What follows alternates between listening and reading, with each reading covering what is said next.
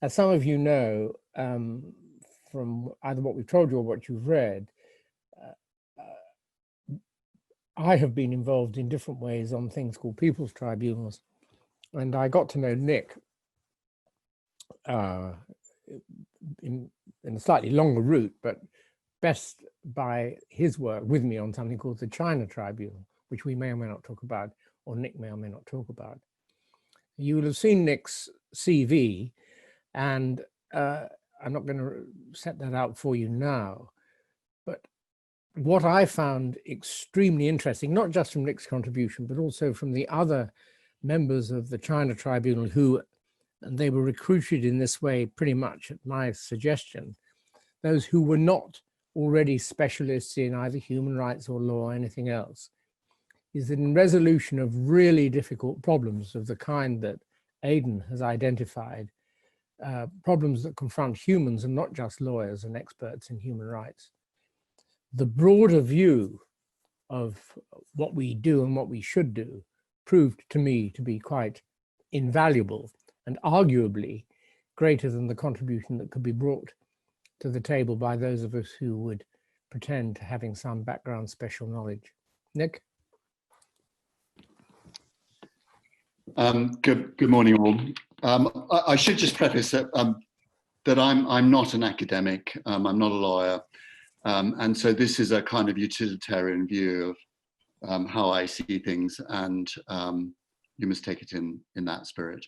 So contrary to what the talk is titled, which I'm uniquely unqualified to talk about, I'm actually going to just talk about my perception of human rights in a fast changing and, more importantly, in a bipolar world.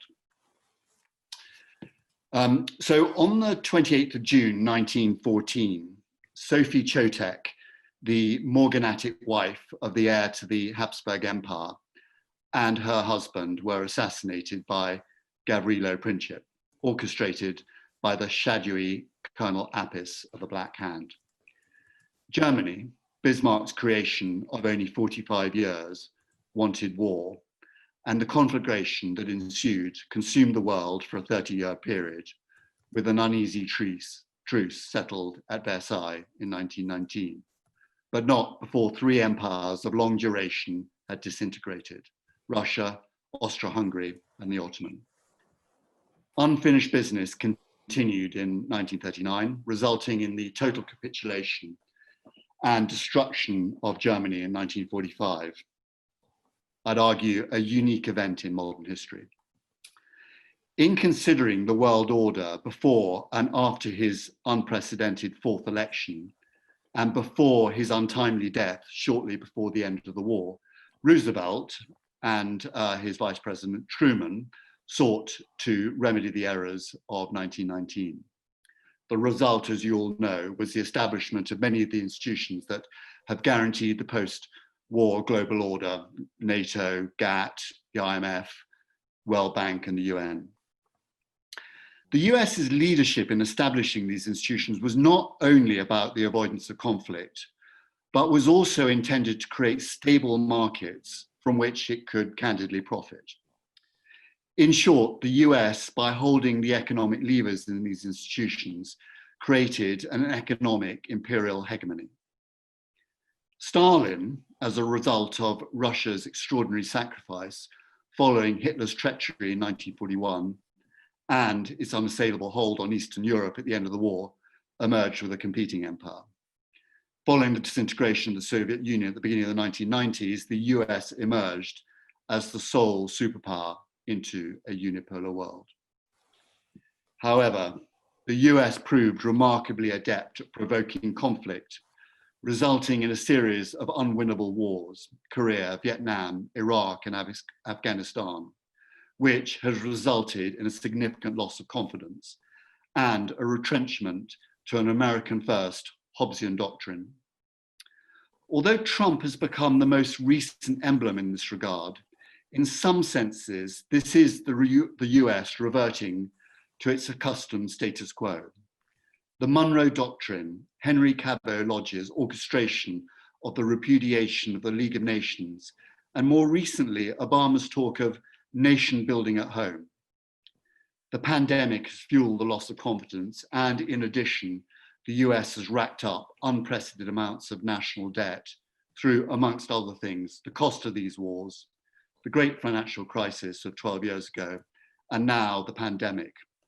A total so far of $26 trillion, or $80,000 for every man, woman, and child, much constraining its ability to project itself. To add to the US's insecurities, the world is witnessing the rise of a competing superpower, which on a number of measures threatens to eclipse it, and in addition shares very few of its cultural values. In nominal GDP, the US in 2000 was 8 times larger. By last year, that had closed to 50%.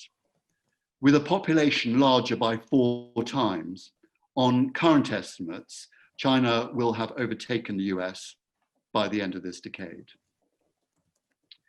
The competition is evident in trade policy, the technology race, soft power strategy, and in business.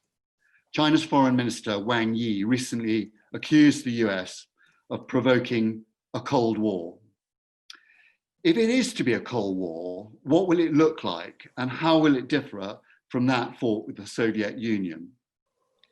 There will, one imagines, be some similarities, but one very significant difference.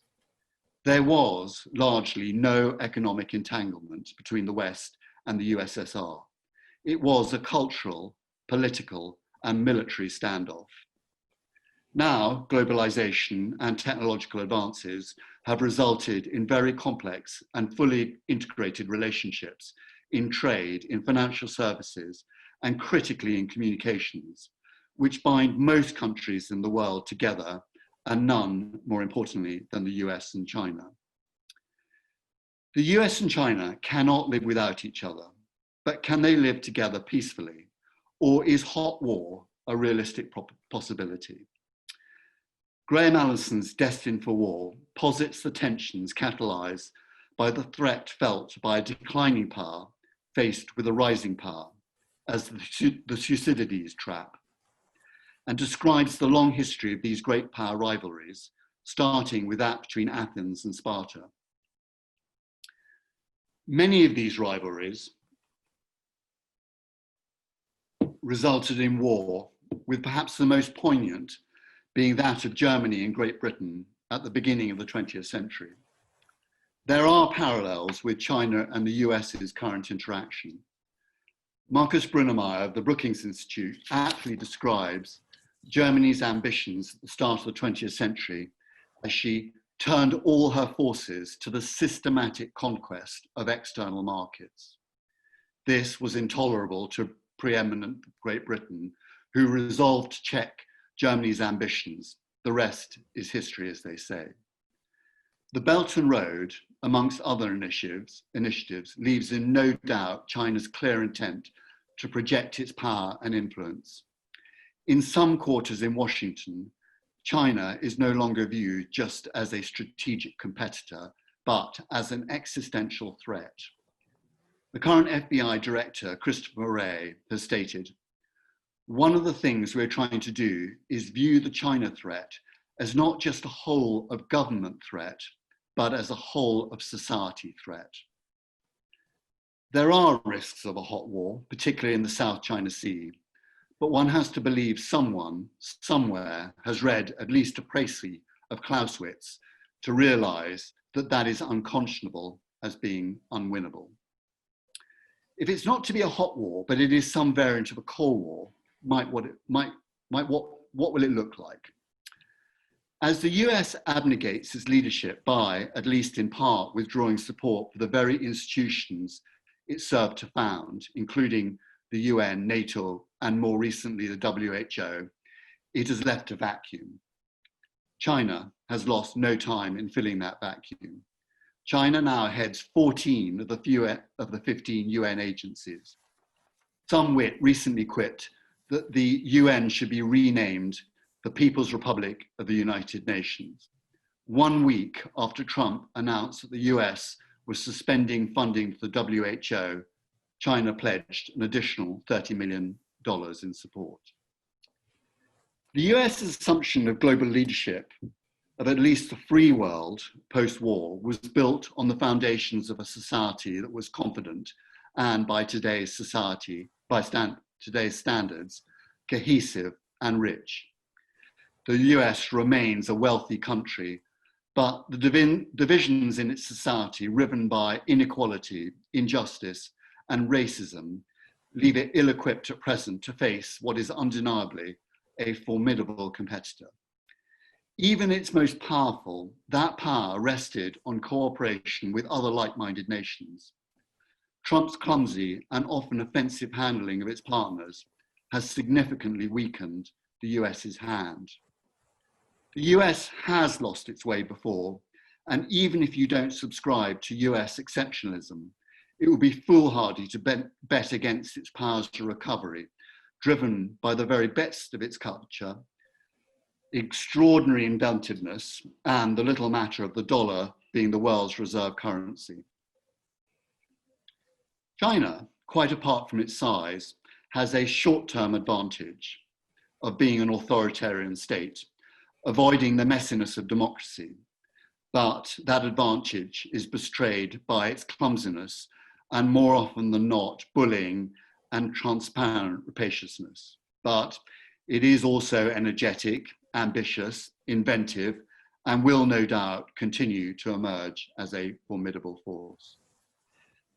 The US defeated the Soviet Union in the end through force of economic power. There was a clear winner and a clear loser. That is unlikely to be the case now. These two gorillas are just too big for one to defeat the other in any material sense. They will have to coexist and they will be intricately linked, but there are signs that there will be some elements of bifurcation. It is possible to imagine a bipolar world with two hegemonic powers who trade with one another, but seek to reduce reliance on the other. China is attempting to build an alternative currency transmission system. It is seeking to build elements of an internal economy to reduce its reliance on exports. It has built its own technological infrastructure with its own corporate behemoths, including Tencent, Alibaba, and Baidu, and it has its own armaments industry. The US is similarly seeking to reduce its reliance on and vulnerability to China by attempting to onshore manufacturing, disbarring Chinese investment into sensitive industries, and improving firewall protection against cyber infringement. In short, although globalization and the interconnectedness is not going to be completely reversed, and there will be a great many touch points, it appears that both countries will seek to build independence in areas where they perceive most vulnerability. This leaves an awkward problem for other nations in the world. Most countries have sought to tread more or less a neutral line for fear of offense and because of the hope of enrichment from trade. Germany has built considerable such ties with China, but Angela Merkel, in a speech in Berlin in January of this year, recalled Kissinger's observation that without the transatlantic relationship, Europe would be a mere appendage of Eurasia. We need to think very hard about where we position ourselves, she said. Pity the choice for Australia. It is historically, militarily, and culturally aligned with the US, but in 2018 did 4 times as much trade with China as it did with the US. Mitigate the need to make a choice overtly through the formation of formal and informal confederacies. And although the choices are unlikely to be binary, great superpowers have a habit of imposing their will through "you're with us" or "you're against us" pressure. What does this mean for human rights? I preface the following by making it clear that there is no room for xenophobia. China is the world's oldest civilization and one of the most vulnerable cultures in history. And the Chinese people have an extraordinary record of human advancement. There is, however, a case to be made that the Chinese Communist Party, the state, and its instruments and organs are the single biggest threat to human rights since humans began to articulate that they had rights. It kills, maims, tortures, imprisons, forcibly extracts organs, and rapes its citizens on an industrial and systematic scale, and it does so with complete impunity. Its judicial system cannot be dignified with the appellation. It is, as we describe in the judgment of the China Tribunal, a criminal state. The argument has been made that this is an internal matter and that China has no interest in exporting its values. And unfortunate as it is, it does not pose a threat to the rest of the world. That, in my view, is deeply misplaced and extremely naive. President Xi recently hailed an era of unmatched Chinese power. Emerging great powers never stop at their own borders. In this Cold War, as it unfolds, it might be expected that the US and its allies, or erstwhile allies, might be global defenders of the values so eloquently articulated by its founding fathers and oft restated by Lincoln and others. But, inter alia, its use of torture and its imprisonment of detainees without trial in Guantanamo have materially undermined its moral authority. That authority and its reputation is now in freefall, skewered by a racist, reckless, authoritarian president for whom human rights are meaningless. Although Trump has signed the Uyghur Human Rights Policy Act, it should be understood that this was a congressional initiative. His own motives are more appropriately described, if accurate, in John Bolton's recent book. Trump thought the building of concentration camps for the Uyghurs was exactly the right thing to do. Asked why he thought that that was acceptable, we are in the middle of a trade deal. The impact of the US's and Trump's dereliction has opened space for and encouraged not only China's leadership, but other authoritarian leaders to act with impunity. And we are seeing echo human rights abuses across the swathe of the world in an intensity unimaginable in a time of a strong, confident, and well, or at least better led US. Saudi Arabia has always been an entrenched abuser of human rights, but Trump's failure to condemn bin Salman for the murder of Jamal Khashoggi can have done nothing but encourage the belief that the US and its allies will do nothing in standing against such action. Worse, many of these countries are not just perpetrating human rights abuses, but closing down the ability of their citizens to act or protest. Sisi, Erdogan, Putin, Duterte, Bolsonaro, and Orban, to name but a few, are not just killing and imprisoning critics, but they are closing civil space through the coercion of lawyers, detaining journalists, and closing down NGOs, and most particularly those engaged in human rights work. I'm a board director of the Fund for Global Human Rights, a DC-based NGO providing grassroots support to defenders of human rights in 17 countries, including India, Mexico, Egypt, and Guatemala. The challenge has evolved in the last few years. Often, it's not just a question of combating human rights abuses, it's more fundamental. It's about keeping our activists safe and alive, finding ways of conduiting money to them against increasing government restrictions, and simply preserving our ability to operate. Middle powers who might be expected to be defenders of human rights have either found themselves powerless or worse, complicit on the altar of trade and economic benefit. The UK, France, Australia, and others have essentially turned a blind eye or made a few plaintive and wholly pathetic squeaks every now and then. However, I do get the sense that some of these governments are waking up to the notion that China and its emulators are a threat to the very foundations of the things we value: liberté, égalité, and fraternité.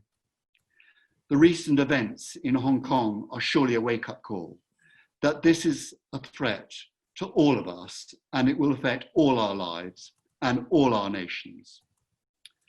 So what to do? Much like that wonderful institution, the London taxi driver, I'm long on complaints and short on solutions. As we've just heard over the last 10 days, the formal mechanisms for bringing states and non-state actors to justice have significant limitations. And for a powerful state such as China, it is not in practice a likely option. On Monday, Hamid was right. Even though most of the efforts put into the defense of human rights are wasted, we, the citizens, must continue harrying our governments and calling out those who commit these crimes against our fellow humans. The wins will be mostly small, but occasionally we will surprise ourselves. And the sum of these will be something of a bulwark against the loss of the things that we most value.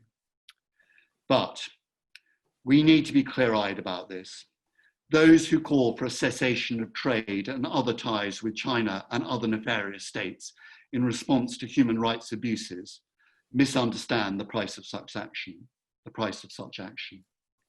The world would be plunged into a depression that would eclipse that of 1929. Whole industries would disappear. Millions would be thrown into underemployment and penury. And the result would be social dislocation on an unimaginable scale. The political price and the cost to human rights is impossible to calculate, but perhaps look no further than National Socialism and all ensued in 1930s Germany. This may sound melodramatic, but I think most economists would agree with at least the economic outcomes. It is simply not an option in my view. The breakdown in trust between concerned citizens and their governments, a process of long duration, is, as Hamid demonstrated, a function of the dishonesty and disingenuousness of governments. But in 1862, Abraham Lincoln wrote to Horace Greeley, "If I could save the Union without freeing any slaves, I would do it. And if I could save it by freeing all the slaves, I would do it. And if I could save it by saving some and leaving others alone, I would also do that." There can't be much doubt as to where Lincoln stood on slavery, and most would argue that he was a man of unimpeachable integrity. But there it is, real politics, or realpolitik, but it was at least open and honest. What Sir Geoffrey, Hamid, I, and others find so offensive and generates anger, for instance, over the findings that we found in the China Tribunal, is government officials' frequent assertion that there isn't enough evidence or some other nebulous claim. If they said, "We accept that this is true," or "We agree with this, but not that," there are limits to what we can do for X, Y, or Z perfectly utilitarian reasons, but this is what we can do at least. Then at least there would be basis for some advancement. Some will argue that the defense of human rights is an absolute, that it is unconscionable that economic or other forces can play any part. I disagree. I believe we need to use all the armory we have: formal legal process, citizens' action, including citizens' tribunals, political pressure, education, and downright bloody-mindedness. But we also have to be cognizant that we live in a messy world with often unpalatable but powerful forces. And I believe we need to be practical, pragmatic, strategic, and smart, whilst being true to our values. Most of all, we need to do things and not just talk about them. We have heard from Aidan Arif, there are legal structures that exist. We just need to change the politics and the narrative, and we need to use that to the best advantage we can. And above all, we need to be optimistic. Thank you. Thank you very much, Nick. I'm not sure of questions that may be coming, but I'd very much like, since Aidan's been good enough to stay with us, to see if he has any comments or challenges to what it is Nick has said. Would you be prepared to do that, Aidan? Yeah, sure. Yeah, thank you very much, Nick. It's really interesting to hear that. I guess you did touch on it, but I think it is important just to reiterate that, as much as I think anybody who's got a brain can see that Trump is no friend of human rights and a racist and a misogynist and, all these the different things, I'm uncomfortable with people presenting him as an aberration, that this is something uniquely bad, that the United States, things were going very well in America, and then suddenly Trump comes along and it's all gone to hell. Now, I'm not suggesting that that's what you're saying, but you can trace, certainly right back to the early part of the 19th century, US foreign policy that was abhorrent in terms of the treatment of whether it's Native Americans or annexation of parts of Mexico or invasion of Philippines and Cuba and things like that, but right up obviously into the Cold War when various US administrations consistently violated human rights either domestically or supported tyranny overseas, to the extent of enabling the emergence of somebody like Pinochet in Chile, or overthrowing democratically elected regimes in Iran or what have you, and right up there I would include Clinton in that, and certainly George W. Bush. Now none of that means that what you said about China isn't right, but I just think it's important to reiterate that there wasn't a golden era when the United States was spearheading human rights reform and behaving consistently in a humanitarian fashion. That hasn't happened. It has always spoken in great terms about human rights, but Richard Nixon was president of the United States. The terrible things that George W. Bush did, all this kind of stuff, and that has, and you did mention this, I think it's important to remember that hypocrisy has degraded not just the United States' standing in the world, but also the very idea, I think, of human rights. That a lot of people from the non-Western world, when you speak to them, can kind of go, you guys are just lying. You say all these things, but actually in practice, you don't support it. And Trump isn't the first person who's pushed back against the International Criminal Court or multilateralism more generally. And as I say, I would be probably more critical than you of the history of US engagement with international human rights, but in some respects that's almost irrelevant, because your point about China's rise and the hideous things it does internally is the most important part of what you said, and I would absolutely support everything you said about that. And again, I would share your concern about how to address that in a way that doesn't cause some kind of, economic collapse. Anything you want to say in response to that, Nick, and then it'll be Adam. Well, I mean, I can entirely accept that US policy has not always been benign. James Polk's invasion of Mexico was an act of war. Andrew Johnson's repudiation of Reconstruction, or at least the way he constructed it, was a significant setback. But all those things happened before a recasting of the world order and what we understand to be a different environment. So in that context, I'm afraid I just don't agree. I think Trump is the most hideous aberration of and must bear consequences for that, and is having a very deleterious effect on the US's standing and human rights altogether. Adam. Yeah, thank you very much, Nick. That was really, really interesting talk. So I have two questions. I guess one is more explicitly for you, and one which I kind of would, in light of that last question, appreciate maybe comments from both you and Aidan. So on the joint question, I was simply just looking forward. What do we think will be the effect of Biden if he's managed to be successful against Trump? Do we think that his human rights record, his promotion of human rights, is so substantially better? Obviously, I guess this is almost like a loaded question. But then on the one just for you, Nick, I was just wondering, if we aren't able to enact any sanctions against China, what do we use to get them to at all understand that human rights are a thing that needs to be enforced? We have no stick against them, and we hardly have a carrot if they're continuing to act as normal.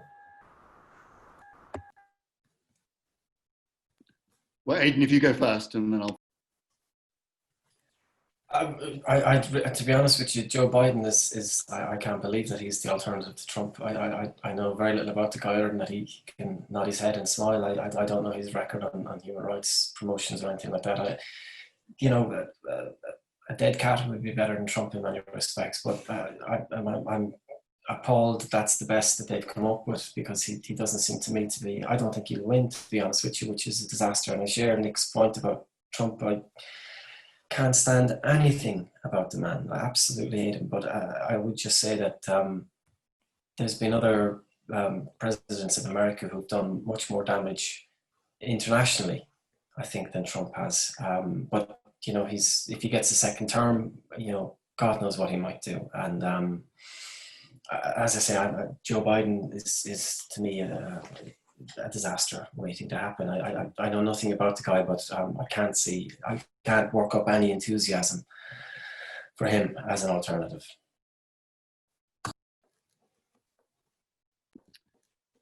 Well, I repeat, I do think Trump is actually as bad as it gets. As far as Joe Biden's, I sort of look at this in a simplistic way, and in a sense reference to my own experiences. So if you look, for instance, in the corporate world, you can often tell the character of a company, and if it's not just companies, it's any institution, by the character of the leader, and it has much to influence it. And I do genuinely believe, for lots of reasons, that Biden is a significantly better man than Trump. And I think part of that is informed by his own personal experiences. As you know, he's lost his son. He's not an altogether unreflective man. I don't think he did anything in the vice presidency that would create a sense of fear about his probity, acknowledging that he's a political leader and all that goes with it. But I do think that this will be a significant improvement on the horror show that is Donald Trump. And I don't agree with Aidan. I do think that Trump has caused more damage to the United States of America than any of the other 44 leaders, by a long margin. Even Andrew Johnson was nowhere near as bad as Trump. And we've had some, nefarious behavior. Lyndon Johnson shouldn't have gone to war with Korea. It was effectively made up. Bush should not have clearly gone to war with Iraq. But I don't think those things damaged the US's standing quite as much as it's being damaged right now. And I do think Biden will be a significant improvement on that. Now, as to his capability for governance, that's a different matter, which only time will tell. Before we move, thank you, Nick and Aidan. Before we move on to Holly, there was an element, I think, in Adam's question about, it may have been in Aidan's answer, about if there's no sanction against China, how do you justify that human rights are to be enforced? And that takes us, if we ask that question, we have to go back at least one step and indeed listen quite attentively to what the People's Republic of China is now very happy to have publicly discussed, when it puts very firm spokesmen onto the radio waves who will tell us that there is not just a single value system for either the rule of law or indeed for human rights, because they are now specifically denying that and telling us that we have to attend to the version of rights and law that apply in the most populous country on earth, by far the largest populous country by population. So the question, how do you justify to them that human rights to be enforced, should be enforced, is, I find, a very difficult question even to ask, let alone to answer. Are we entitled still to live with the fiction, if it is a fiction, or the construction, as somebody said in the margins of this meeting before it started at 10 o'clock, 9 o'clock, are we entitled, are they just constructed, or is there anything intrinsic in them that means that they are essential to human beings? I didn't express that very well, but that's a concern of mine. I don't know if anybody wants to make an observation about that, maybe think about it, and let's hear from Holly first. Hi, I just wanted to ask, kind of on a philosophical level, whether you think that there is a greater or lesser threat than ever to human rights, or whether violation of rights has sort of always come in different forms since, well, the start of humanity, and has always existed, and could we see human rights as just a sort of novel form of freedom or good, as it were, as part of our armory to fight evil? So will there always be this sort of tussle between good and bad? And then I suppose as a follow-up question, does that mean in future perhaps that human rights might look different to how they look now, or do you think the concept is here to stay? No, I think it's, I mean, the rights themselves, in my view, are largely immutable. So they're here to stay.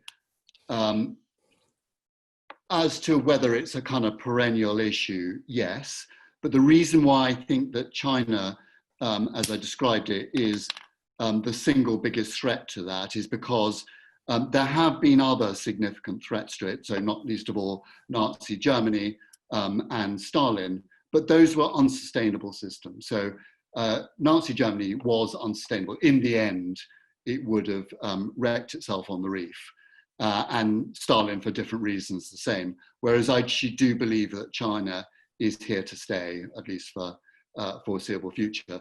And for that reason, I think it poses a significant, the single biggest threat to human rights.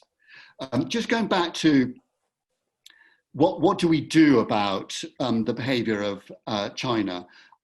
And what I don't think is helpful, particularly, is lecturing China about human rights, because I think that's kind of fraught with difficulty. But what is not helpful also is giving China and other offenders of human rights stick to beat us with. So when China, for instance, says that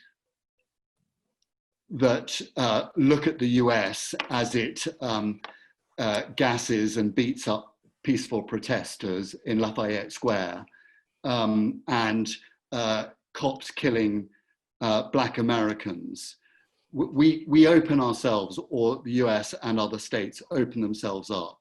And so I do think that we have to some extent, lead by example on this. And that probably is the best way of demonstrating the value of decent behavior and human rights, in my view. Aidan, do you want to contribute on that question? And at the same time, given your talk and your emphasis on the better solution being by way of laws that allow enforcement, do you have a comment to make on the sort of things that Nick and I have been doing by way of people's tribunals, and whether they're whistling in the wind? No, I would certainly not think that they're a waste of time. I think anything that is moving in that direction is good, and it's, as I say, I would like if more people in my discipline of international relations spent more time reading about initiatives on the ground related to international law and human rights protection, than falling into the trap of either saying everything is about power or norms and moral norms can make the world a better place. So yeah, I mean, I think there's a great merit in a lot of these things, and you know, I think it's a genuine challenge that states do face with respect to this. I mean, I remember a few years ago when Sweden refused to deal anymore with Saudi Arabia, it suffered significant consequences for that, for taking this stand. And like Nick says, if the UK was to say in response to Saudi Arabia's aggression in Yemen, well, we're no longer going to deal with Saudi Arabia, that would have massive repercussions internally. So governments do face a real dilemma there, and they want to be re-elected. So unfortunately, that is the reality. But I just would, just kind of reiterate what Nick has said. It's when you look at the UN and look at the UN Security Council, it is unbelievable that China is a permanent member of the Security Council, that a country like China with its domestic record is able to have an influence on protection and promotion of human rights. It makes a mockery of the UN Charter, but it does go back to the founding principles of the UN Charter, which was ultimately not to defend human rights, but to maintain stability, and that is the system we live in, and it's a terrible system. It's out of date, and Nick knows infinitely more about it than I do, but the fact that China is sitting at the zenith of this system surely shows the system is degraded. But Aidan, although that may have been the purpose and function of the UN itself, the Universal Declaration, which of course has no power, was very clearly aimed at the preservation of peace and the maintenance of standards that lead to peace. So is it fair to separate out the formation of the United Nations itself from the more or less simultaneous creation of the Universal Declaration, and then shortly after, I think, the Genocide Convention and other similar instruments, in looking at how the world is trying to control these things? I don't want to come across as too cynical about this stuff, but the Universal Declaration of Human Rights is something that I've read, and I agree with every word of it, and it's fantastic, but it has very little, if any, influence on the world we live in, I'm afraid. It serves as an inspiration for people, and it is something that we can look back on in 200 or 300 years and say that was one of the moments and one of the steps we took towards creating, hopefully, a better system. But it doesn't influence the way states behave. It just doesn't, and states are adept at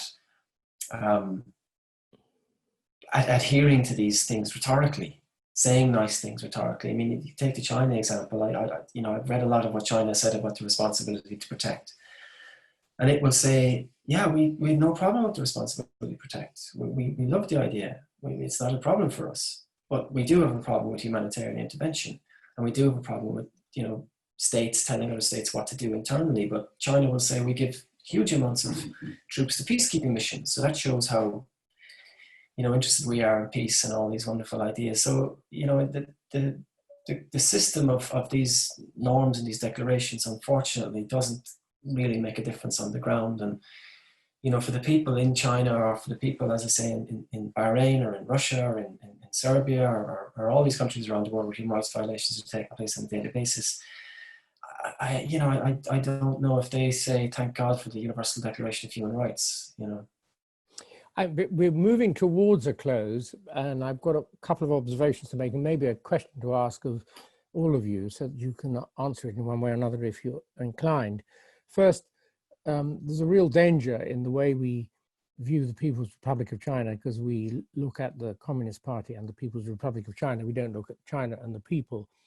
And if you explore the lives, not easy necessarily to find, of some of those who are resistant to China, artists and others who fight and land up actually fighting with their lives, you'll find actually that they do seem to hold the same values that we hold, Western people, I suppose, or whatever you like, 1948 human rights people hold. You just don't hear very much about them because they are very successfully suppressed.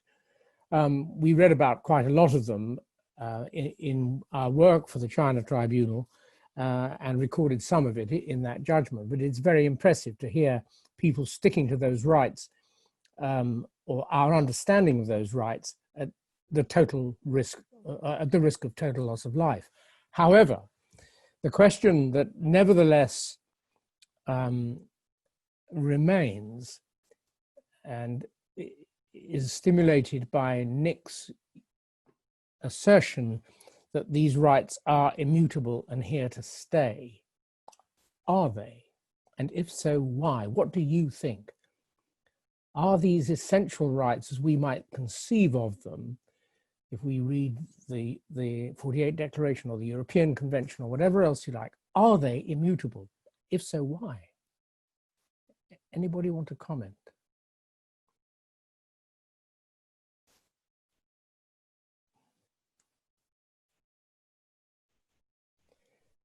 Nick, you used the word immutable.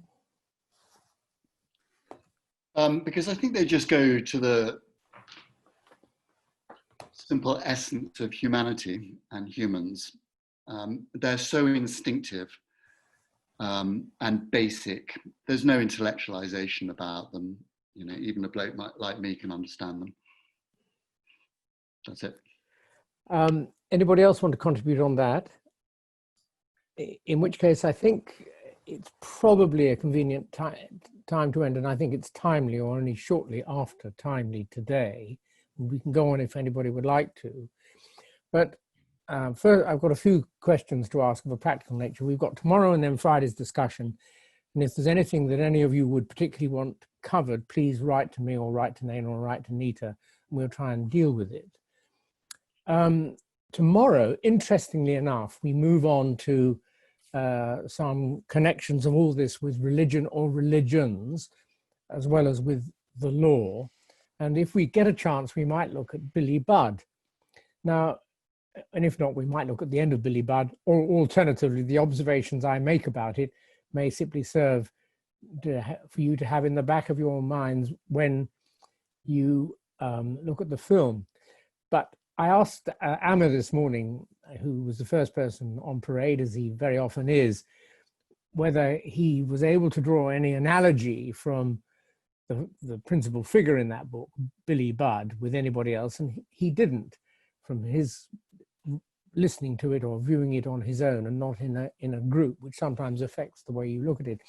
Has anybody else looked at the beginning of that film and come to a conclusion about, by analogy, who Billy Budd might be?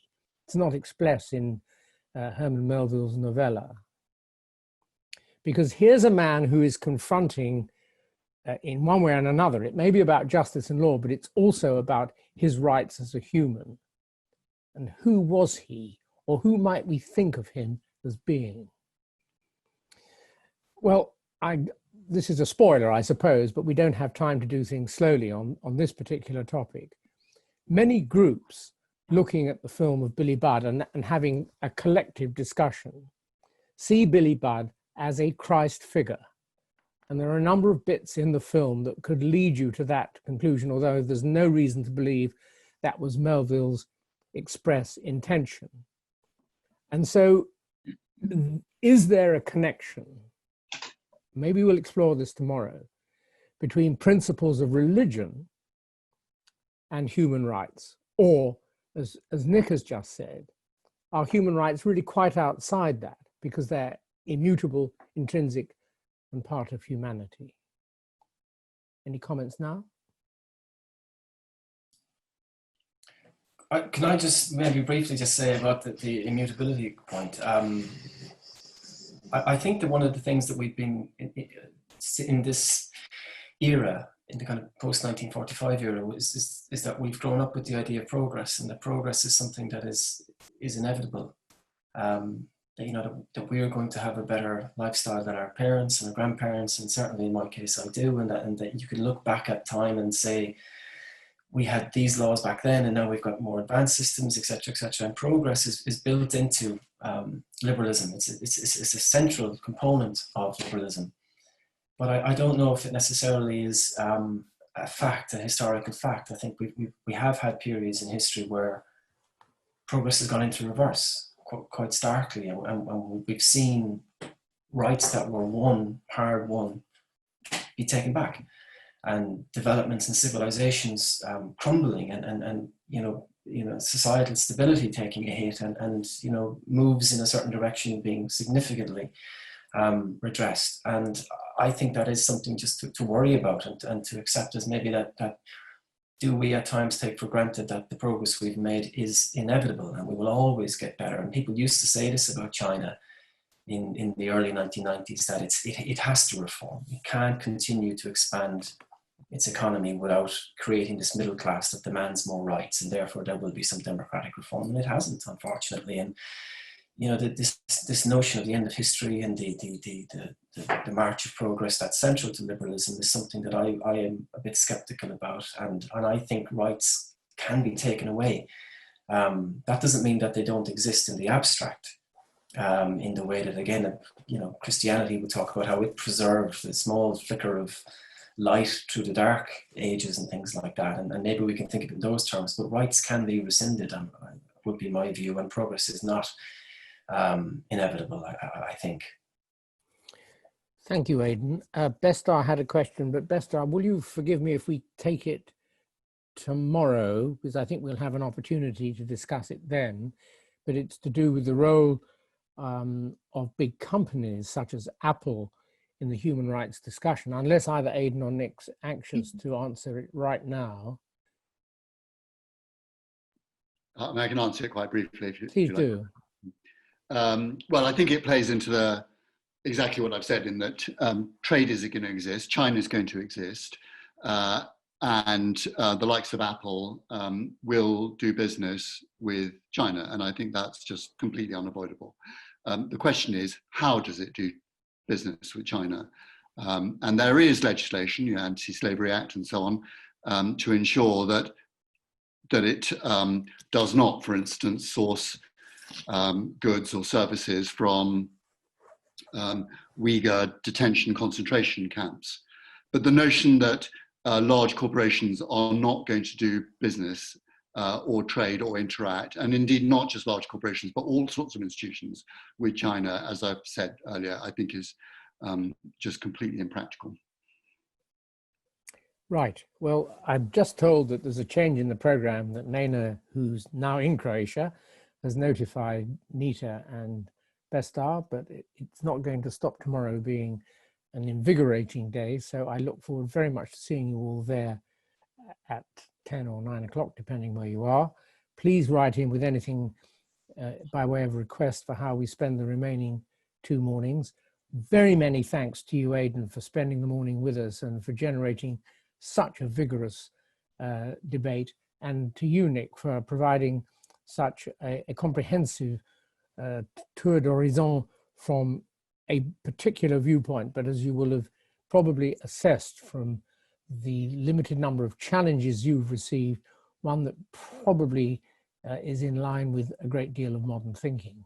And on that moment, unless anybody wants to stop me, until tomorrow.